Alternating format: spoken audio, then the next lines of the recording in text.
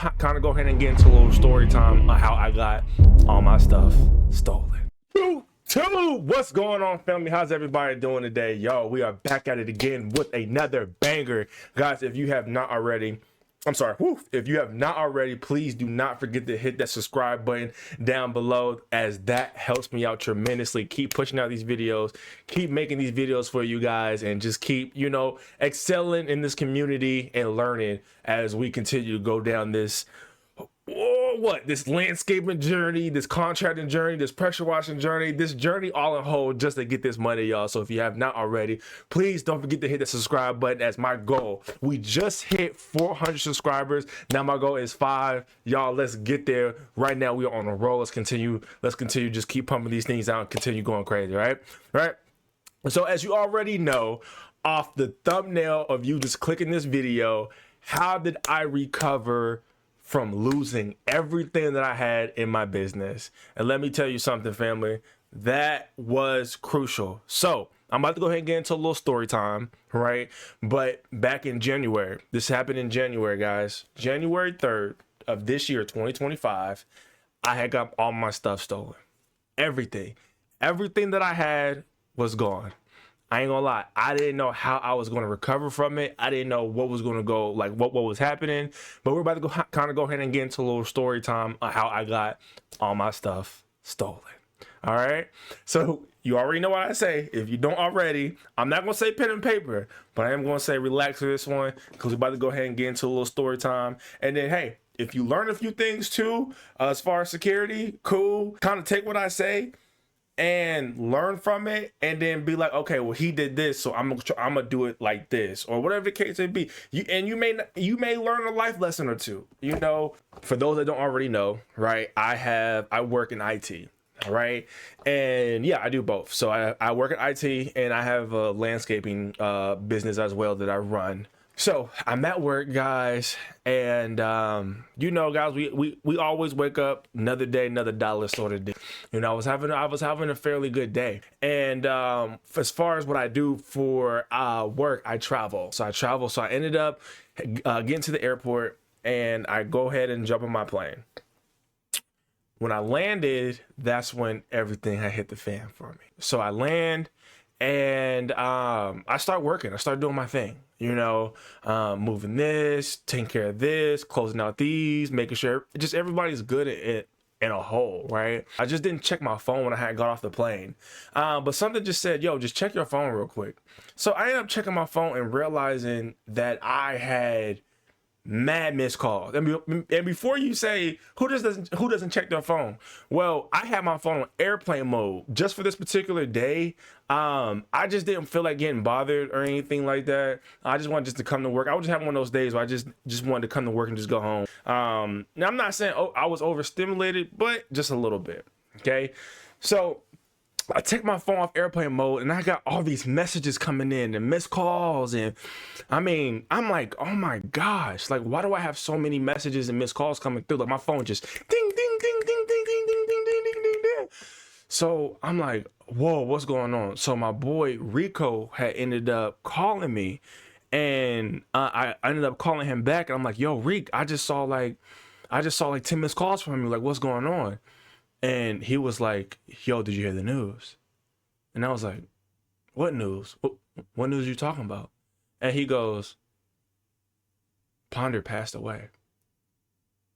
And for those who don't know who that is, Ponder was my old manager, the one who helped me and guided me along my journey, as far as being disciplined, as far as making sure I show up to work on time, as far as making sure I'm the man that I want to be. He kind of painted that grid for me to develop. And RIP will be missed. But when I got that news, it was something that hit me like a ton of bricks. And I didn't know how to take it. I couldn't breathe. It was something that I needed a minute to cope with. And me and my boy Rico, we sat on the phone for a minute trying to take it in. And I don't know, guys, death doesn't sit too well for me. But it happens to each and every one of us. And that's why I tell people never take life for granted, because you never know when our day is going to come. Every day, wake up with a sense of gratitude and thankfulness that you did wake up, because some people didn't.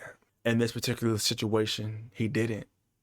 I wanted to know what was going on, and multiple people were telling me different things, but I think he ended up passing away in his sleep. And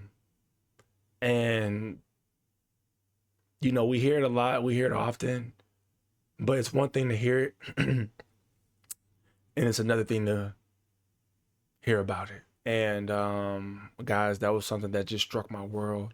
So, you know, we sat there on the phone, you know, just trying to, you know, talk to each other. Honestly, we just sat on the phone for about 15 minutes. And, it was something that I needed time to deal with. So I ended up stop working, and I sat down, and I had plenty of time to do everything that I needed to do, but I just needed a moment, guys. I just needed a break. So I get off the phone with Rico, and I'm like, all right, man, I'm gonna go ahead and let you go, and I'm gonna let you go ahead and do your thing. So we get off the phone, and I'm just sitting there, right? I'm just sitting there, and my mind is just going through a million different things at the same time. So I eventually, after about like 10 minutes, 15, I eventually kind of get myself together, and I'm like, okay, all right, well, let's just finish out the day and knock out what we have to knock out so I can just get home. Not even 5 minutes after that phone call, I get a phone call from my storage unit. My phone's just ringing. I'm like, hello? She's like, hey, is this Mr. Bridges? I go, yeah. Yes, it is. And she goes, Mr. Bridges, were you here last night? And I say, no, I haven't been there in like 3 months. And the reason that I haven't been there in 3 months is because when my season ends, I don't know about you guys, but I can't do this all year long. So I take a hiatus. Once the grass stops growing, guys, I'm basically finished. Now, I'm not saying that I don't create other revenues or do other things, but hey, you run your business how you run yours. I know for me, I don't want to be outside 365 days. So once the grass stops growing, once the season is done, I park the trailer, leave it, woo woo woo. I check on it every now and then. I'll check on it like maybe every 2 weeks, whatever the case may be, just to make sure everything is in order. Especially when it's wintertime, I make sure that I pump, you know, the fluids in all my equipment so nothing kind of locks up over the winter or anything like that. So, but yeah, all right. So I was like, yeah, I haven't been there in quite some time, and she's like, well, Mr. Bridges, your locks on your trailer are chainsawed off and your door is wide open.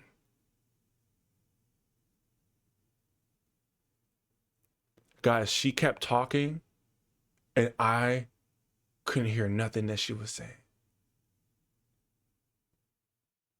What do you mean my trailer locks have been chainsawed off? She goes, Mr. Bridges, your stuff in your trailer is gone. And I'm like, are you sure? And she sends me a picture of the locks being chainsawed off. And she sends me a picture of the inside of the trailer. And all I could do is drop to my knees.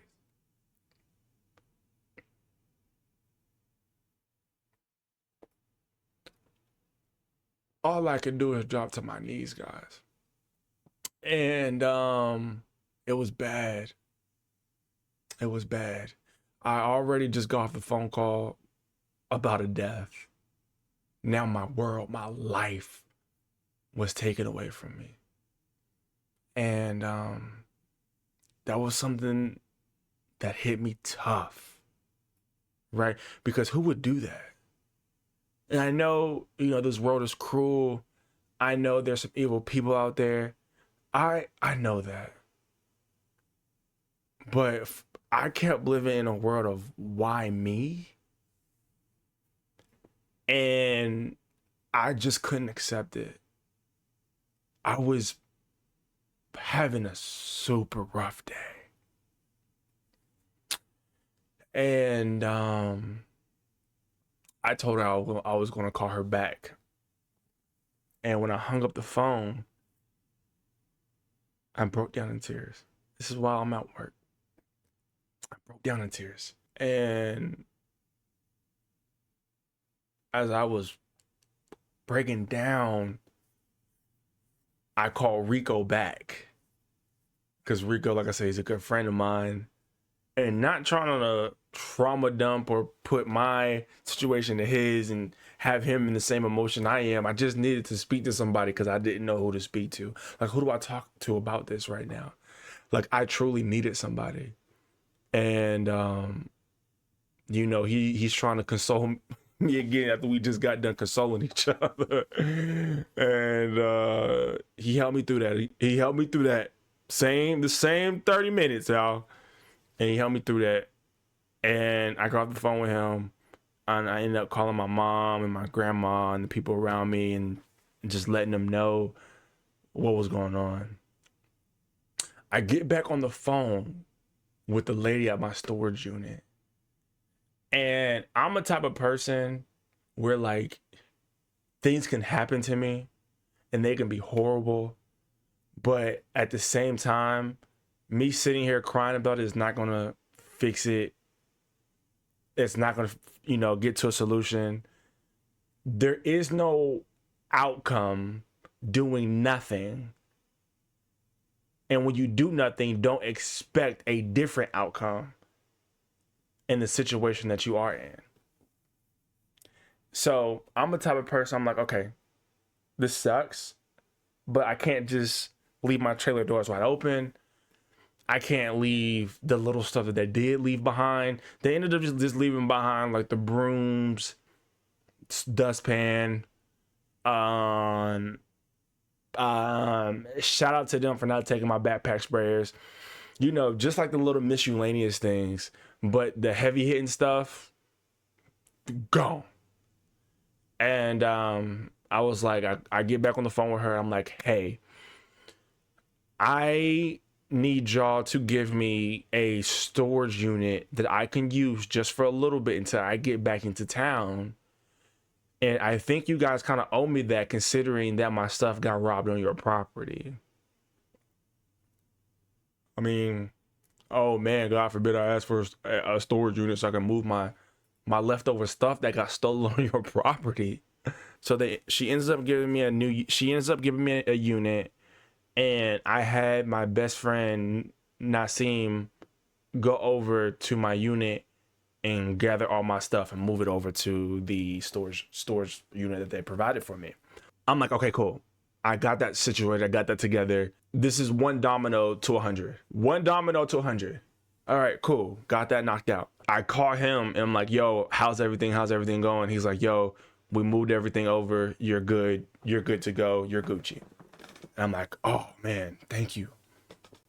So he leaves and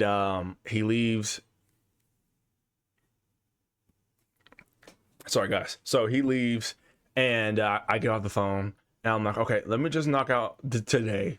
Like I can't take anymore. I honestly just can't. So I ended up finishing up my job and catching the next flight out back to Atlanta. Landed back into Atlanta. And my very first stop that I went to was, so I don't know if anybody's ever been to the Atlanta airport. There's two chapels in the airport. You got a chapel on E and you got a chapel on F. The moment I landed, I ran all the way to F because I think I was on like either A or B when I landed concourse, and I shot all the way to F. I got to the chapel. And right before I was about to walk into the chapel, for those that don't know what a chapel is like a mini church or a place you go to pray. For those that just don't know. Before I walk in, I call my grandma. And I told my grandma what was going on, and I couldn't breathe. And I told her everything. And I said, Grandma, I'm about to walk into this church and pray because I'm at my rock bottom. I don't know what to do. I don't know what to do. I don't know what to do. And guys, in a situation, I'm not, again, I'm religious. I'm not pushing religion on anybody. But I know in that situation that I was in, there's nothing that you could do or can do. So my only thing that I was able to do was take my situation and give it to God. Because that was my only exit. That was my only game plan. That was the only game plan. I didn't know another game plan. And if there was another game plan, I wouldn't want another game plan. When my back is against the wall, or just anybody's back against the wall, sometimes you just have to give it to him. And I'm not just saying sometimes. I want to say all the time. Allow him to come in and do work on your life and the type of work that you thought you didn't even need. We don't know we need something until we get it. And when I got off the phone with my grandma, went to the chapel, fell on my knees and prayed and bowed my head.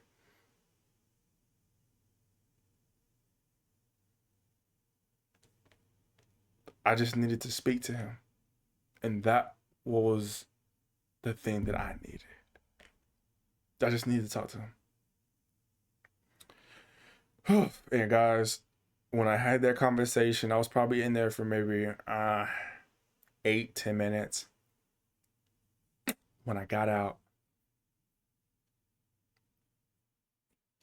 I don't know, guys. It was like a weight was lifted off my shoulders.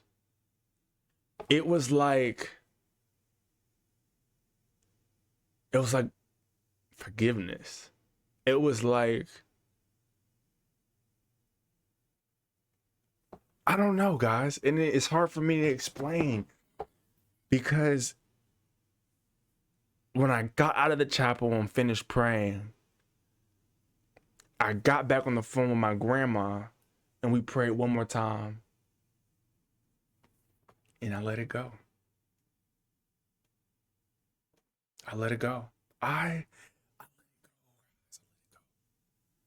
didn't matter to me anymore. And for those that are like, what do you mean? For those that don't know my story, I started this business when I was 13 years old. So all the way from 13 to 2025, all the way from 2013 to 2025, all the stuff that I worked so hard to have and get, that wasn't my stuff. First of all, I had a lot of stuff, but it wasn't mine. It was things that God gave me. Right? He was, oh, I see you doing well. Here you go. I see you showing up. Here you go. Day in, day out. Here you go. And over time, I accumulated things that he gave me. Yeah, we can work hard for things. But at the end of the day, no. This is just stuff that we're borrowing. Because guys, you can't take it with you. You can't take it with you. So to get back to the story, I got it from my grandma. And guys, I took a deep breath. And I was like, hey, it is what it is.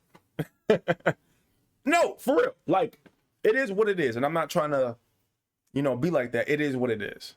What I'm going to go ahead and do, I'm going to go back, find the guys and grab the stuff myself. All right. I'm not Iron Man. I wish. But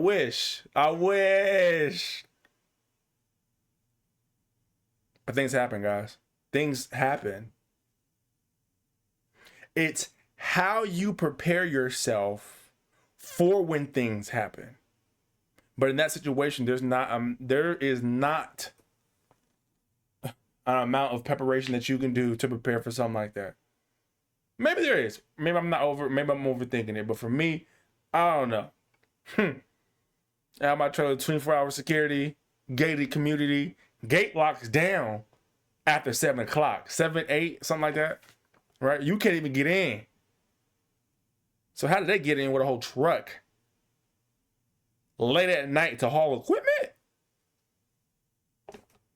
Come on now. Come on. Right. So, guys, I leave the chapel. I'm walking through the airport to get back to my car. I'm okay. I'm cool.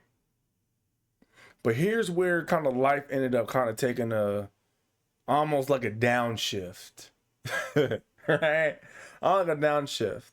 I moved on from it and I didn't care anymore. Real life, I didn't. But I got home. Just because I felt like I didn't care anymore didn't mean my body didn't move like I didn't care anymore. And I got home, and guys, I was bed sick. I didn't do anything. The only thing I did was go to work, come home, get in bed. Go to work, come home, get in bed. Come home, go to work, get in bed. Come home, go to work, get in bed. I did that straight for 3 weeks. Couch potato, no haircut, nothing, straight bum. I was a bum, guys. I was in between, do I try this again or just move on? And that's what I was juggling. That's what I was juggling, guys. I was juggling that. I didn't know what to do. But I was over it. But I didn't know what to do. Okay? So, for 3 weeks, I didn't do nothing. And I ended up having a conversation with my parents and some family and things of that nature. But one thing about it, I love having a conversation with myself. Not in a crazy way, it's just I'm my best motivator. I'm talking to myself. This probably had to been February or maybe a week before February. So like the end of January. I'm talking to myself. I said, look, Chris, you lost your stuff. You had a bad start this year. Things happen. It's okay. Things happen. But you sitting here being a couch potato doing nothing is not the Chris I know. I know the Chris to be a go-getter. I know you to be an individual to make it happen, no matter the situation. If anybody got that dog, it's you. And I'm hearing myself. I said, okay, what you want me to do? And I got them on my shoulder. I said, okay, so what you want me to do? He goes, okay, all right, we're getting somewhere. What I want you to do, I like this. What I want you to do is decide, make a decision on what you're going to do. Let's break this down. Okay? If you get back in the game, you're going to get back in the game and you're going to come back the hardest that you've ever came back. Or you move on and put energy towards something else. I didn't know what to choose. It's honestly like a person that's been in the military all their life, let's just say dishonorable discharge, retirement, whatever the case may be, and they need to find something else, but they don't know anything else because they've been doing that all their life. Basketball, football. Anthony Davis. He making sandwiches at Publix. There's nothing wrong with that at all. Stephen Curry. Bakery shop.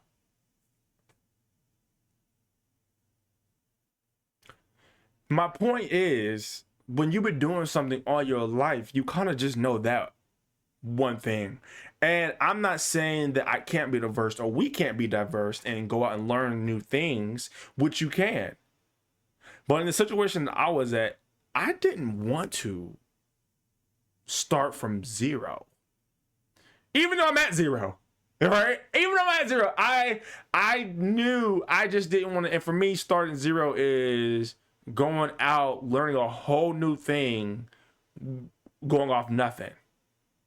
Anybody can do it. I just didn't want to. So I'm like, okay, cool.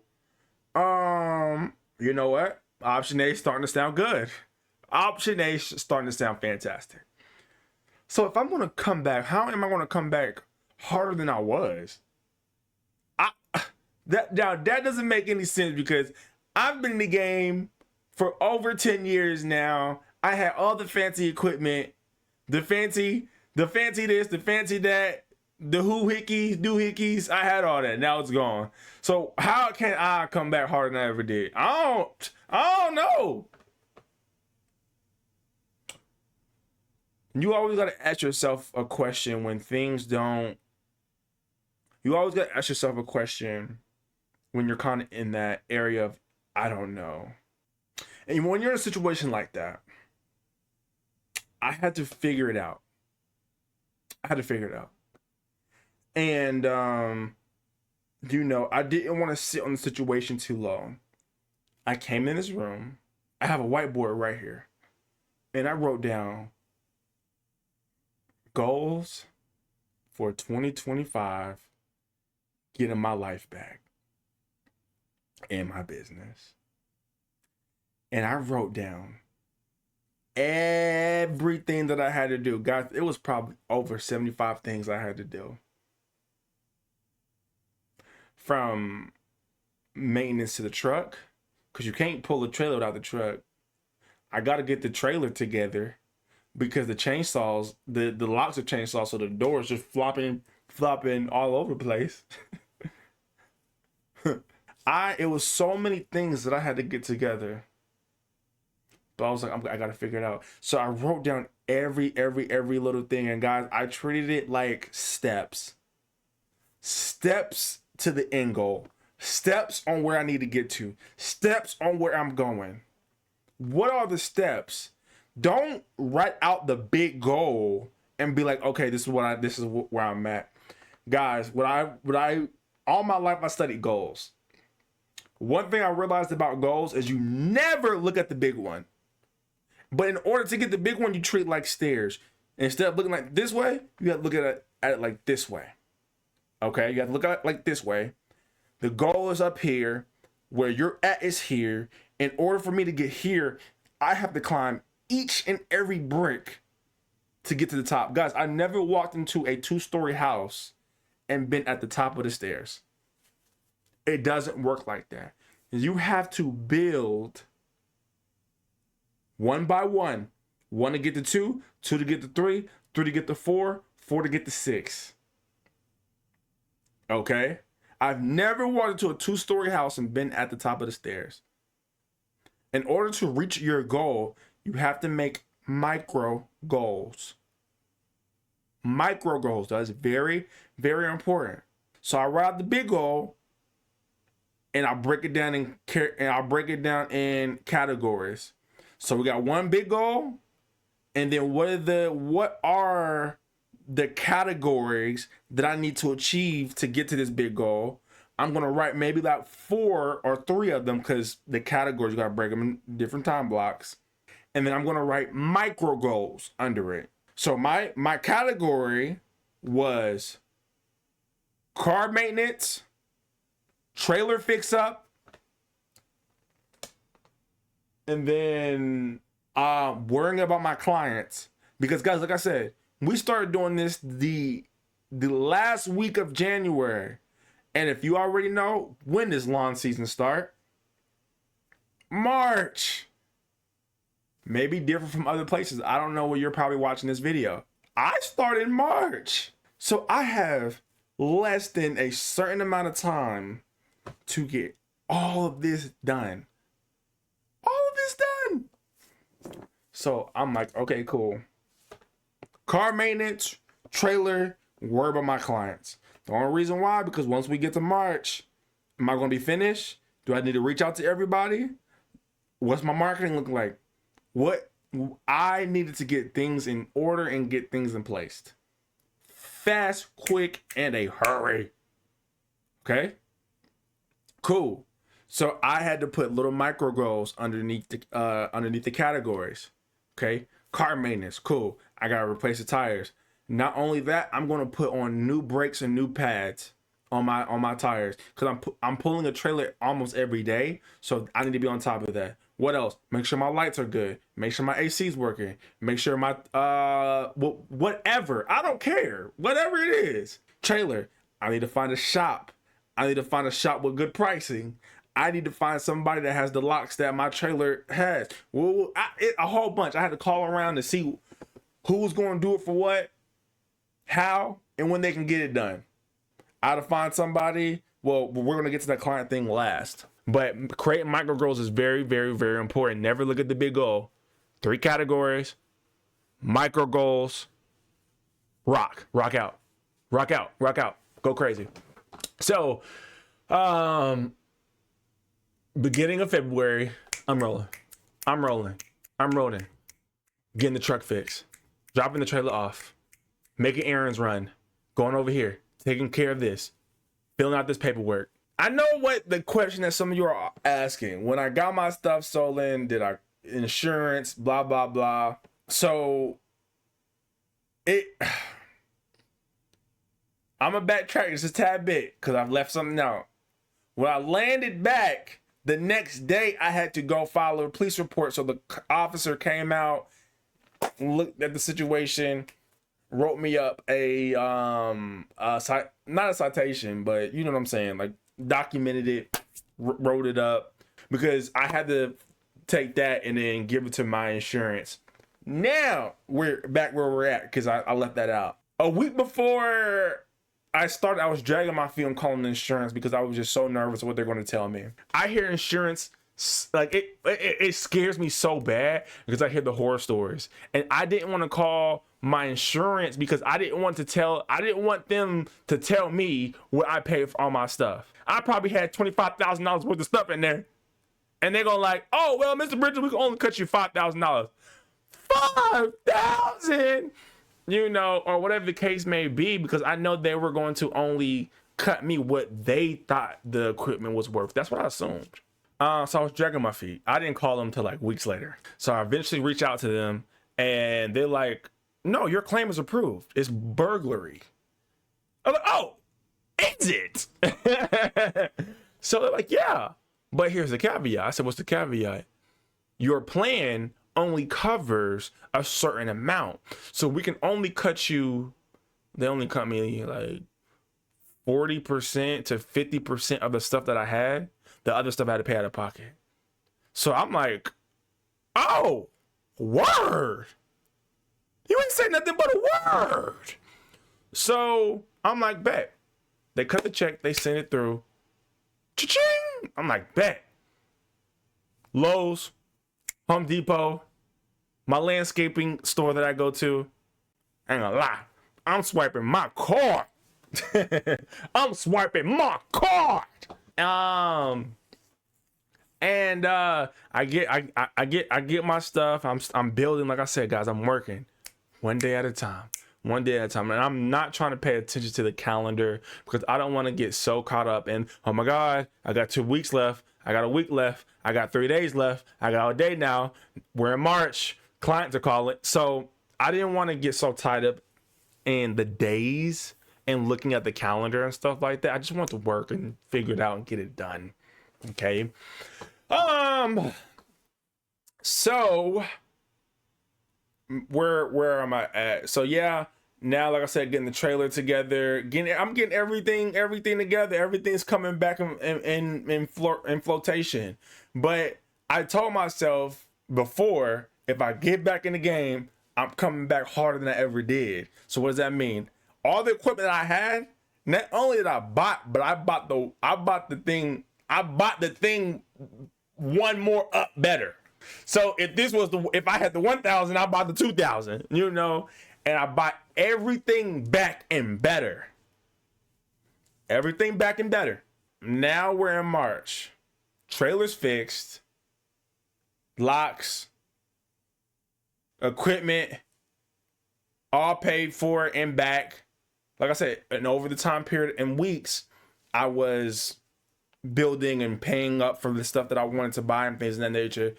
Got all my equipment back and bought more stuff. Brought another commercial grade. I bought a Gravely, but knowing I'm a Toro guy. Guys, I ended up going to go get my trailer wrapped. Yes, I went to get my trailer wrapped. And guys, I'm only saying this to say that remember a while back I said, why me? Why did this happen to me? Guys, in certain situations, it's like, why not you? God would never give you a battle that you can't bear. And when I realized, like, wow, I didn't think I would be able to come back from this. And I took a step back, and I was trying to breathe, like, yo, this is real, this is happening, like, you know. And let me tell you what was the deeper story to this. I told you I started this in 2013. 2013 is when I started this. It is now 2025. And I've accomplished so much in this business. My goals, not your goals, not the internet's goals, not Instagram's goals. Because everybody be like, oh, well, you know, you see they rig and you see their truck and you see their boots. That's not my goal. And that's not. I accomplished my goals and the things that I wanted to accomplish, that I got complacent. And when God sees that you are getting complacent, he's like, word? Oh, you're not going to be moving no more? Because I wasn't moving how I was moving maybe 6, 7, 8 years ago. When you get complacent, when you accomplish the things that you want to accomplish and you don't see a next level, guys, there's always a next level. So always continue to figure out what that next level is. And you're like, oh, word? Don't worry about it. I got you. And he pushed me off the ledge, and it was literally what I needed. It was literally what I needed. And honestly, I am just so thankful that happened to me. I am. And here's another reason why I got over it, because for the people that stole my stuff, I'm not mad. I don't have no animosity. I'm not upset. I'm not anything. I just hope that you were able to use that stuff to maybe keep another roof over your head, keep some gas in the car, food for you to eat, whatever the case may be. And I'm not mad, and I can't be, because that situation helped me so much you don't even know. I accomplished the things that I want to, but I got complacent. And guys, that is the story on how I came back 0 to hero. And for those that stayed, I just want to let you know, thank you so much for just hearing my story on that. And just know that if you are going through something that you just think is just insane, just know somebody's watching over you. But at the end of the day, for anything to change, it's not up to nobody but you to fix the situation that you're in, to be in a better situation that you want to be in. And I will always live by that. And they always say, if you're in a bad situation and you continue to be in that bad situation, that just means you like being in that situation. You got comfortable being in that situation, only because you're not doing anything to change it. And I believe that you can. I believe that you have what it takes to achieve anything that you want to achieve. You just have to believe it in here. You have to know that heartbeat that's in your chest. You have to know that every single day that I get up, I'm going to give this world everything that I got. And I don't want to hold back nothing, because the world needs to know who I am. The world needs to see me for me and nothing else. So to go ahead and wrap this up, you got this, you can do this, and you can accomplish anything that you want. Bad days turn into good days any day of the week, as long as you let it. All right, family. I love you. I appreciate you. If you haven't already, please don't forget to hit that subscribe button, as that's going to continuously help us to grow. Like I said, we almost at 500. We got to just get there. We're almost there. And family, I just want to say I love you and I appreciate you. And let's keep building out this journey. And remember, it's not for me. It's for all of us. All right. I love y'all. We out.